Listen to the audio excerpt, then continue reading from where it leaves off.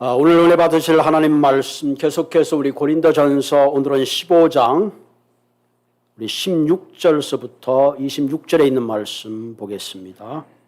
고린도전서 15장 16절에서부터 26절까지 말씀 우리 한 절씩 함께 교독하시도록 하겠습니다.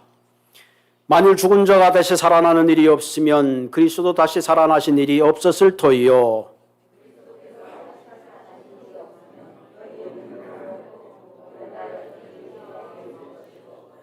또한 그리스도 안에서 잠자는 자도 망하였으리니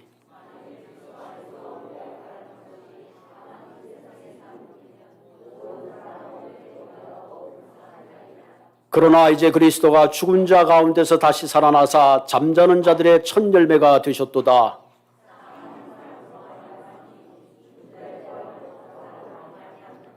아담 안에서 모든 사람이 죽은 것 같이 그리스도 안에서 모든 사람이 삶을 얻으리라.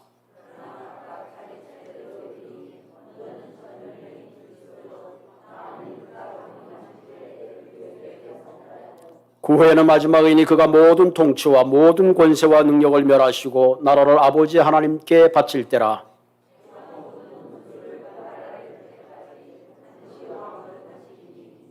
맨 나중에 멸망받는 원수는 사망이니라. 아멘. 우리 이 시간에 성가대 찬양을 우리 함께 듣도록 하겠습니다.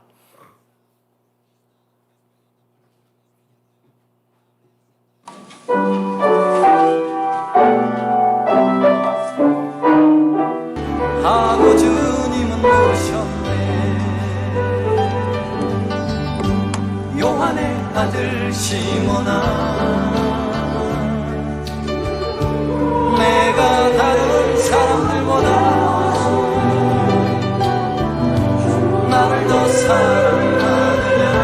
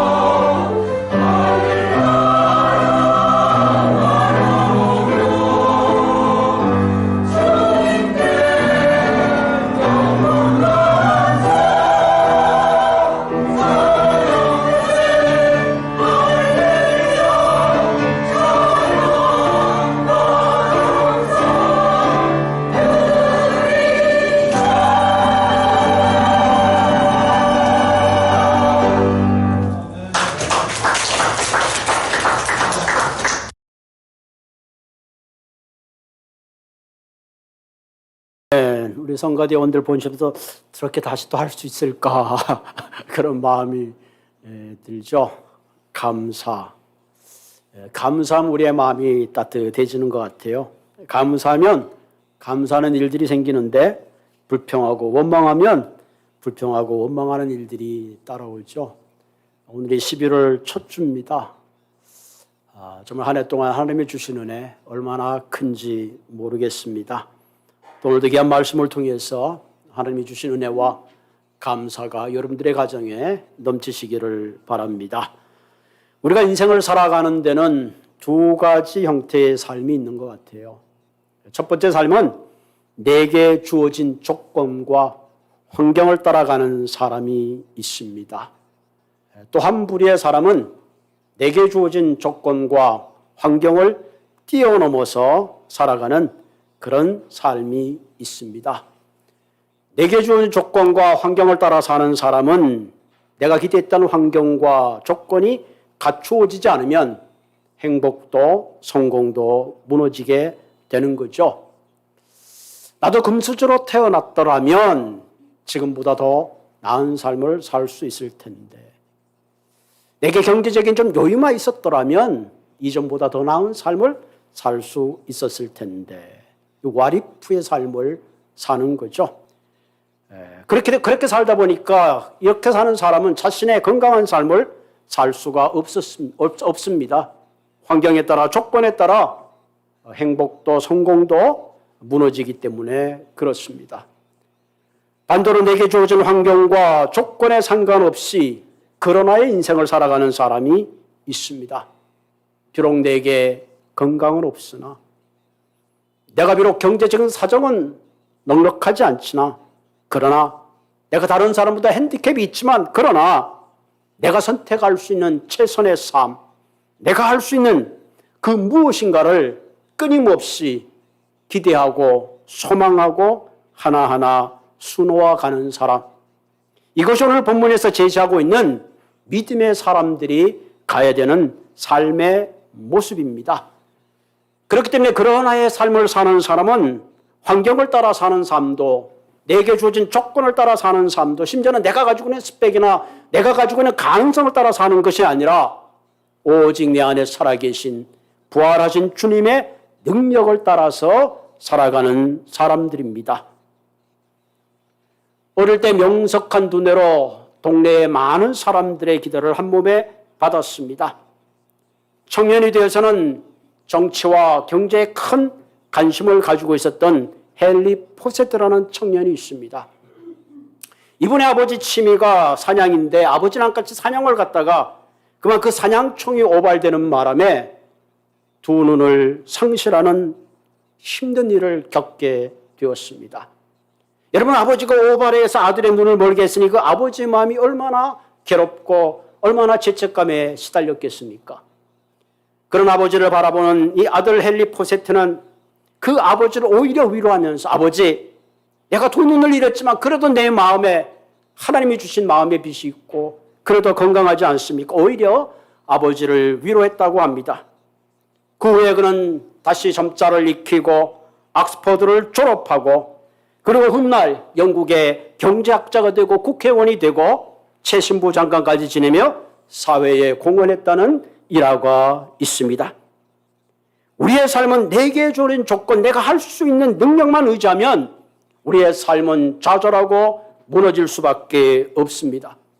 그러나 부활하신 하나님, 그리스도의 능력을 의지하면 그때, 그러나 우리는 믿음을 선포하고 내 삶의 모든 문제를 넘어서, 불가능을 넘어서 모든 것을 이겨낼 수 있는 삶으로 나아가게 되는 것입니다.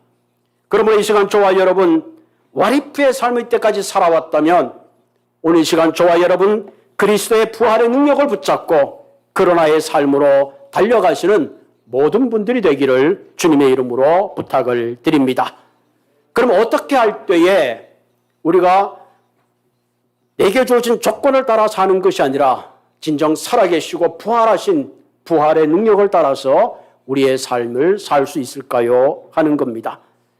오늘 본문에는 그 당시 교회 안에 예수 그리스도의 부인을 부활을 부인하는 많은 부류의 사람들이 있었습니다.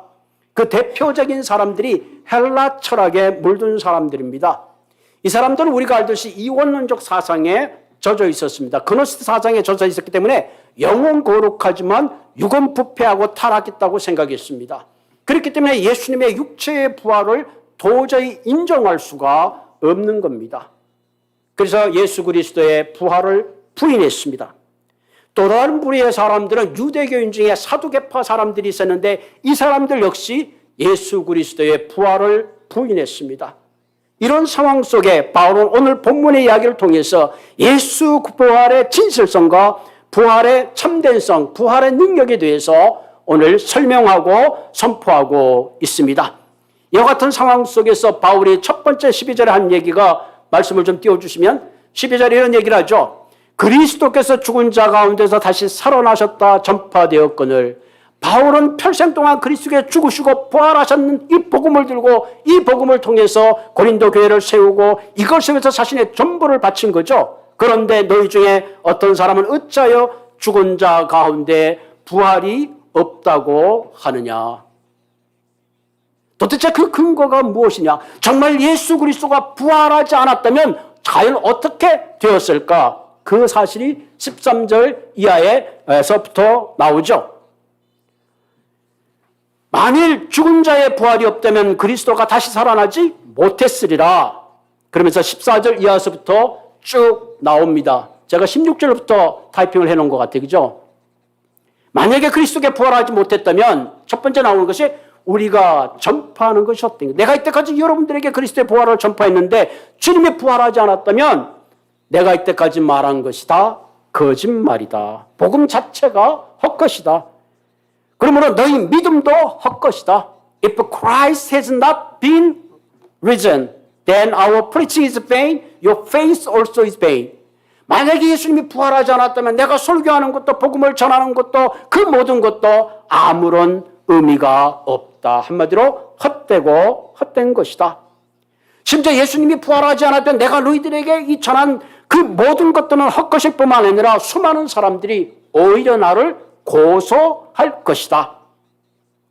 그리고 여전히 우리는 죄 가운데 있을 것이다. 그리스도 다시 사신 것입니다. 너희 믿음도 헛되고 너희가 여전히 죄 가운데 있을 것이요 또한 그리스도의 잠자는 자들도 다 망하였으리라. 그리고 세상에 우리가 가장 불쌍한 자다. 예수님이 부활하지 않았다면 이와 같은 여러 가지 일들을 지금 나열하고 있는 거죠.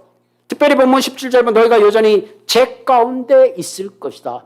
예수님이 부활하지 않았다면 우리는 여전히 죄인일 수밖에 없다. 왜? 예수님의 부활이 없다면 하나님의 구원의 모든 계획은 실패한 것이기 되기 때문에 그렇습니다. 왜? 죄의 싹은 사망이기 때문에 우리는 여전히 사망에 갇혀 있고 여전히 죽음의 권세가 지배하는 상황 속에 놓일 수밖에 없습니다. 왜? 예수님만이 하나님의 아들로 죄 없으신 분이 유일하게 그분의 보혈이 우리의 죄를 씻을 수 있는 유일한 길이 되기 때문에 그렇습니다. 그렇기 때문에 예수의 부활을 부인한다는 그 자체는 하나님의 아들 대신 예수님을 부인할 뿐만 아니라 예수님이 가지고 있는 신성도 부인하고 예수 그리스도의 보혈로 내 죄를 씻을 수 있는 그 모든 가능성을 닫아버리기 때문에 동시에 예수 그리스도의 부활을 부인하는 그 자체는 이미 나는 구원받은 백성이 아니라 나는 여전히 사망과 저주 가운데 죄인 가운데 있음을 선포하는 것이라 그렇게 바울은 이야기하고 있습니다. 그렇기 때문에 우리는 죄인이기 때문에 예수 그리스도의 부활이 없다면 멸망할 수밖에 없고 심판 가운데 있을 수밖에 없습니다. 그러나 주님께서 부활하셨기에 우리는 장래 예배 가운데 이것은 영영한 이별이 아니라 우리가 주님 앞에 다시 만날 것을 소망할 수 있는 위대한 희망을 선포할 수 있기 때문에 그렇습니다. 왜? 그리스도가 부활하심으로 말미암아 죽음에 속한 자가 아니라 생명에 속한 자가 되었기 때문에 그렇습니다. 19절에 다시 한번 이런 말씀을 하죠. 만일 그리스도 안에서 우리가 바라는 것이 다만 이 세상의 삶뿐이라면 모든 사람 가운데 우리가 더욱 불쌍한 자라. 아마 여러분들 가운데 목회자가 더 불쌍하고 장로님, 권사님, 집사님 다 불쌍할 겁니다. 왜? 주님이 부활하지 않았으면 무엇 때문에 예배드리고 무엇 때문에 예배하며 무엇 때문에 봉사하고 무엇 때문에 전도하며 무엇 때문에 우리가 존재하는 그 모든 것들이 vain, 헛된 것이기 때문에 그렇습니다. 가장 불쌍한 존재가 되고 말 것입니다. 오늘 본문의 19절까지 가장 불쌍한 자라고 끝난다면 너무 절망적이죠.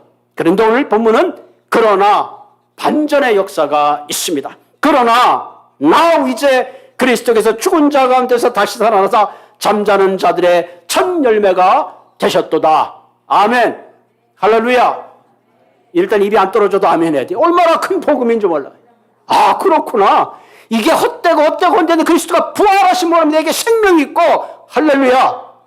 아, 이제 나는 그렇구나. 그죠? But now Christ has been risen from the dead, the first fruit of those who are asleep. 잠자는 자들의 첫 열매가 되셨도다. 주님이 부활하지 않았다면 내 믿음도 헛것이고 내가 전하는 이 말씀도 헛거가 되며 세상의 제 가운데 있는데 가장 불쌍한 자인데 주님이 부활하심으로 말미암아 내가 이제는 존귀한 자가 되었도다. 이것이 부활의 본질이요 우리의 삶의 본질인 것입니다.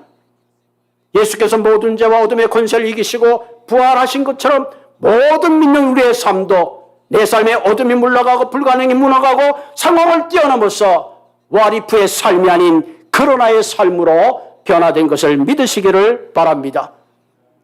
그러므로 구체적으로 우리의 삶이 부활의 능력의 삶을 경험하고 내 삶의 모든 부정적 조건을 반전시킬 수 있는 비결이 무엇이겠는가 하는 겁니다. 어떻게 하면 우리가 부활의 능력을 따라서 살 수 있겠는가 하는 겁니다.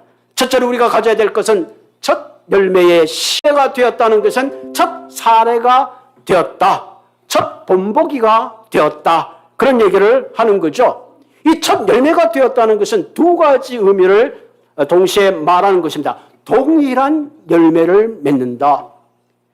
여러분, 우리 그 사택에 나무를 심어놨는데 나무가 무슨 나무인지 모르는데 봤더니 그 이듬해 보니까 노란 오렌지가 났어요. 이거 오렌지 나무구나. 이 첫 열매를 보니까 이거 오렌지 나무구나 알았어요. 그런데 그 다음에 봤더니 오렌지 나무가 사과가 열렸다. 이런 일이 있어서 없어요? 있을 수가 없죠. 첫 열매인 오렌지가 열리면 오렌지가 열리는 겁니다. 마찬가지로 예수님께서 부활의 첫 열매가 되었다면 당연히 그리스도 안에 있는 저와 여러분들은 뭐예요? 부활의 첫 열매를 따라서 부활의 약속을 받은 것을 믿으시기를 바랍니다. 그래서 이 첫 열매라는 것은 예수님이 부활하심으로 우리에게 그 부활의 약속을 해 주신 겁니다. 두 번째로 예수님께서 첫 열매가 되셨다 하는 것은 구속사적 의미를 포함하고 있습니다. 레위기 23장 10절에서 11절에 보면 예수님께서 모세에게 말하기를 너희들이 얻은 곡식의 첫 한 단을 제사장에게 드리고 제사장은 그것을 여호와 앞에 흔들어 드리도록 그렇게 명령한 구절이 있습니다. 우리가 잘 알듯이 이스라엘 백성들은 무교절날 누룩이 들어가지 않는 그 빵을 먹습니다. 그리고 안식구 첫날을 초실절로 드렸습니다. 그때 제사장이 이삭을 드리고 그 이삭을 흔들어서 하나님 앞에 소제로 드립니다. 여러분, 공감서 복음서에 보면은 예수님께서 십자가에 돌아가신 게 요한복음 금요일 날 저녁입니다. 그리고 부활하신 날이 안식 후 첫날 새벽에 주님이 부활하셨습니다. 그러므로 이런 맥락에서 봤을 때 예수님이 첫 열매가 되셨다는 것은 그리스도께서 첫 열매가 되어서 구원의 첫 길을, 첫 문을 열으셨다 하는 그런 의미를 가지고 있습니다. 그리고 초실절이 지나서 77, 49, 49일이 지나고 그 다음에 50대 되어주는 날, 그날의 맥주 감사절로 드리고 복음서에 보면 그것이 바로 오순절입니다. 예수님이 죽은 지 부활하신 다음에 제자들이 마가의 다락방에서 기도할 때에 성령님이 그들에게 임하신 거죠. 그렇기 때문에 예수님이 첫 열매가 되셨다는 것은 우리도 첫 열매 전에 부활을 약속해 뿐만 아니라 바로 그 예수 그리스도가 바로 모든 구원의 시작이고 하늘의 문을 여시고 동시에 성령께서 우리 가운데 임하시는 부활의 큰 권능으로 임하셨음을 말씀하고 있습니다. 그리스도의 부활하심으로 말미암아 모든 죽은 자들에게 사망의 길이 아닌 생명의 길이 열렸습니다. 죄 가운데 죽어야 될 우리에게 하나님의 놀라운 은총으로 말미암아 성경의 권세와 능력이 우리에게 주어졌습니다. 주님께서 부활하심으로 말미암아 하늘의 문이 열리고 기도의 문이 열리고 영생의 소망의 문이 열리고 불가능한 우리의 삶이 가능을 향하여 달려갈 수 있는 모든 가능성을 열어놓으신 것입니다. 그렇기 때문에 우리는 더 이상 내 힘과 내 능력과 내 조건과 내 환경을 따라 사는 것이 아니라 부활하신 그분이 나와 함께이기 때문에 한 번 닫으면 열 자가 없고 한 번 열면 닫을 자가 없는 위대한 부활의 능력이 저와 여러분의 삶 속에 지금도 함께 하신다는 사실입니다. 이런 우리 부활의 첫 열매의 신앙을 믿고 이런 신앙을 가질 때에 우리의 개인도 교회도 공동체도 주님이 주시고자 하는 풍성한 삶 가운데 달려가게 되는 것입니다. 우리 그리스도인들은 행동하기 전에 기도해야 합니다. 내가 기도할 때 성령님께서 내게 힘을 주시고 부활의 능력이 내 삶 가운데 함께할 때에 내가 당면하는 모든 문제를 넘어서게 되고 부활의 능력이 나와 함께할 때에 사막의 강을 내시고 반석에 물이 나게 하여 주시며 부족한 우리의 인생이 부유한 인생으로 살아가게 된다는 사실입니다. 그렇기 때문에 주님이 부활의 첫 열매가 되었다는 것은 실로 놀라운 복음입니다. 그렇기 때문에 이 시간에 우리가 이 시간 다시 한번 내가 죽은 다음에 그것이 끝나는 것이 아니라 주님께서 부활의 첫 열매가 되었지 내가 그리스도 안에 있으므로 반드시 부활할 것을 우리는 믿게 되고 그렇기 때문에 우리는 죽음을 두려워하는 것이나 죽음을 넘어서 영원의 세계의 소망을 가지고 이 땅을 살아가게 된다는 사실입니다.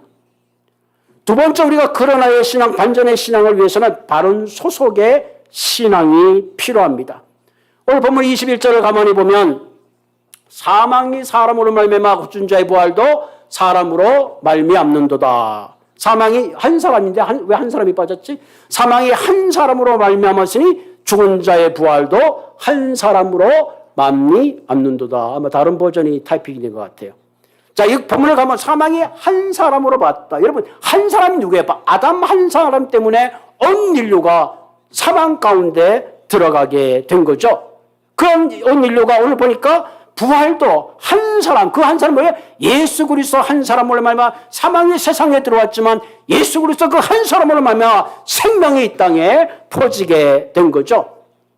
인류의 조상 아담이 하나님을 거역함으로 말미암아 우리 모두는 저주와 하나님을 패역한 그 죄가를 치루어야 되는데 예수 그리스도가 오셔서 그리스도의 십자가 순종함으로 십자가에 죽으심으로 말미암아 사망이 물려가고 온 땅에 새로운 빛의 생명이 회복된 것입니다.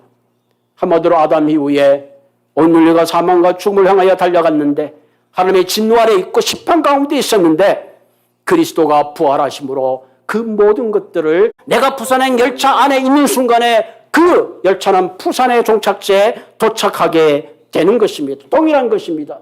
우리가 아담의 후예로 이 땅에 태어나는 그 순간부터 우리의 삶 가운데 사망과 저주와 심판이 기다리는 그 결과를 가지고 있는 거예요. 그러나 우리가 부활하신 예수님의 생명의 라인 그리스도 안에 있는 그 순간부터는 우리의 삶은 새로운 생명의 길로 라인을 바꿔서게 되는 것입니다.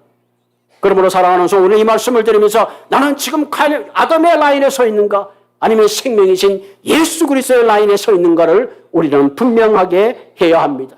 내가 저주의 라인이 있다가 예수 그리스도의 생명의 라인으로 옮겨가는 그 원리가 뭐냐? 그것이 바로 믿음입니다. 그래서 그리스도인들은 믿음으로 사는 겁니다. 우리가 외우는 말씀 있잖아요. 요한복음 1장 12절 1장 2절에 보면 영접하는 자 그 이름을 믿는 자들에게는 하나님의 자녀가 되는 권세를 주셨으니 예수 그리스도를 믿을 때 내가 아담의 라인에 서 있었지만 예수 그리스도를 믿는 그 순간에 더 이상 아담의 라인이 아닌 예수 그리스도의 생명의 라인으로 옮겨지게 되고 진노의 자녀가 아닌 하나님의 자녀가 되는 권세를 주셨으니 이는 혈통으로 육적으로 사람의 뜻으로 나지 않고 하나님께로부터 난 자들이니라. 아멘.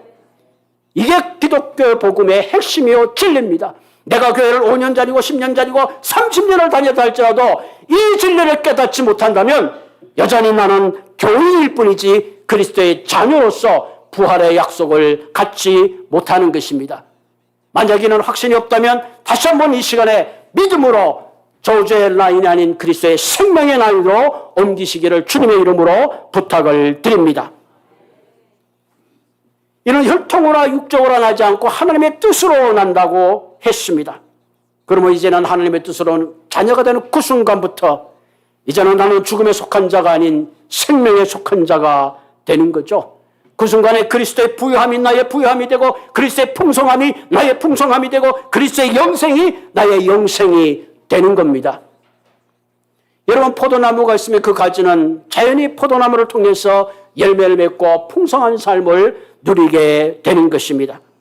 그러므로 사랑하는 성도 여러분, 더 이상 아담의 라인에 서서 두려워하고 떨고 죽음 가운데 절망하는 삶이 아니라 이 시간에 그리스도 예수를 믿음으로 생명의 라인으로 옮기시기를 주님의 이름으로 부탁을 드립니다. 그것은 바로 예수님이 하나님의 아들이신 것과 그분이 내 죄를 위해서 죽으시고 십자가에 돌아가심으로 말미암아 내 죄가 사함을 받고 주님께서 부활하신 것을 믿는 겁니다. 그래서 사람이 마음으로 믿어 입으로 고백함으로 구원을 얻는다 그랬습니다. 그래서 로마서 10장 9절 10절 잘 돼. 내가 만일 내 입으로 예수를 주로 시인하며 또 하나님께서 그를 죽은 자 가운데서 살리신 것을 내 마음에 믿으면 구원을 얻으리라. 아멘. 믿습니까? 믿으면 여러분들은 구원을 얻은 겁니다. 목사님, 저는 아직도 확신이 없습니다. 내가 아무것도 한 것이 없습니다. 주님은 여러분이 무엇을 했느냐고 묻는 것이 아니라 믿느냐고 물으신다는 사실입니다.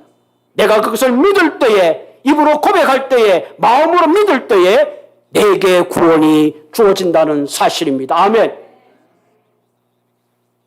사람이 마음으로 믿어 의에 이르고 입으로 신하여 구원에 이르는 겁니다. 이 믿음이 있을 때에 우리는 죽음을 넘어서게 되고 내가 이 시간 죽음을 다 안다 할지라도 이것으로 끝나는 것이 아니라 영원한 천국의 소망을 갖게 된다는 사실입니다.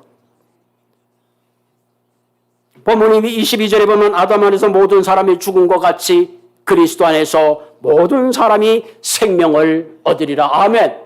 아담 안에서 모든 사람이 죽은 것 같이 그리스도에서 모든 사람이 생명을 얻으리라. 우리는 더 이상 아담 안에서 죽은 사람이 아니라 부활하신 그리스도에서 새로운 삶을 얻은 존재입니다. 그래서 그런 중 누구든지 그리스도 안에 새로운 피조물이라 이전 것은 지나갔으니 보라 뉴빙 새로운 존재가 된 것입니다. 그럼 우리는 더 이상 사망에 속한 자가 아닌 생명에 속한 자로 주님 앞에 서는 그날까지 믿음을 향하여 저와 여러분들은 달려가게 되는 것입니다. 예수님께서 부활의 첫 열매를 통하여 나도 부활할 것을 주님이 약속해 주시고 주님께서 오심으로 더 이상 아담에 속한 존재가 아니라 그리스도께 소속된 사망에서 생명으로 옮겨간 그런 존재가 되었다는 사실입니다. 그렇기 때문에 우리는 이 땅에 살지만은 영원한 천국을 바라보고 소망하며 살아가는 특별한 존재인 것을 믿으시기를 바랍니다. 세 번째 우리에게 필요한 것은 무엇이냐? 바로 재림의 신앙입니다. 우리가 사는 이 세상은 내가 구원받았지만 여전히 미완성의 삶입니다.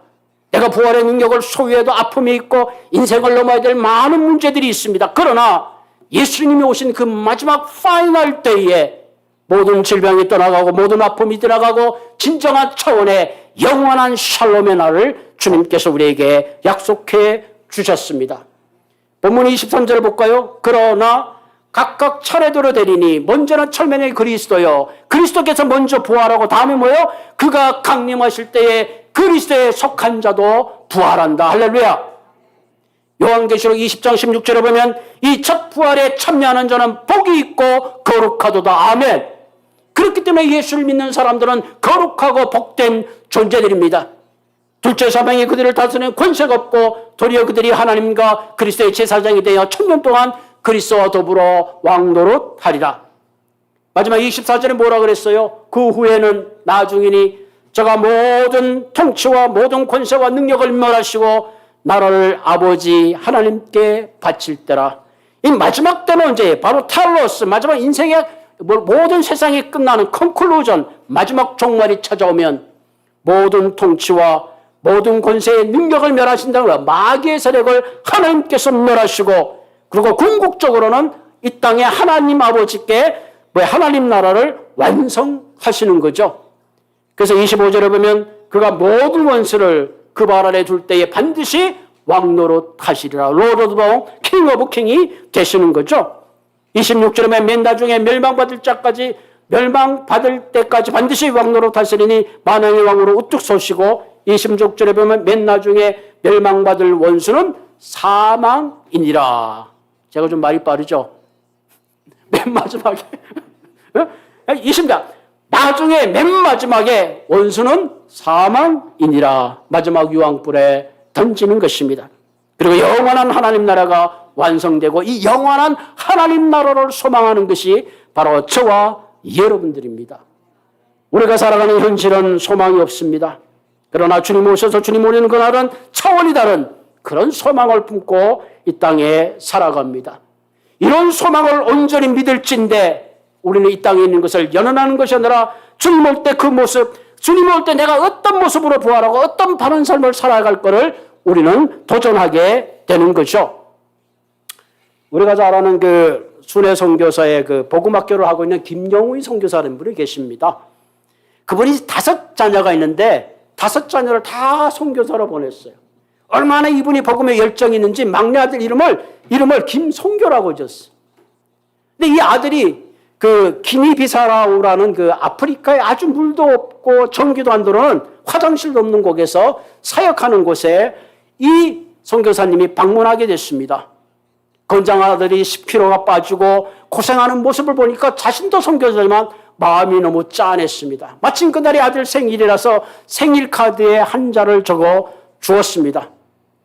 오늘 아버지가 방문할 때 아버지에게 이 아들이 아버지 내가 생일 때 아버지가 적어준 그 길게를 벽에 붙여놓고 힘들고 어려울 때마다 나는 이것을 붙들고 이 선교지에서 하나님의 사역을 감당했습니다. 그래? 내가 뭐라고 적어줬지? 아버지가 이렇게 적어줬습니다. 사랑하는 아들아, 우리는 땅 끝에서 죽어서 하늘 복판에서 만나자. 아멘. 이것이 김영희 선교사의 가훈이 되었다고 합니다. 어떻게 이런 것이 가능할까요? 그래서 그 아들의 마지막 고백은 마지막 그 땅 끝인 체첸으로 결정했다고 합니다. 왜? 부활의 주님을 만났기 때문에 이런 고백이 가능한 것입니다.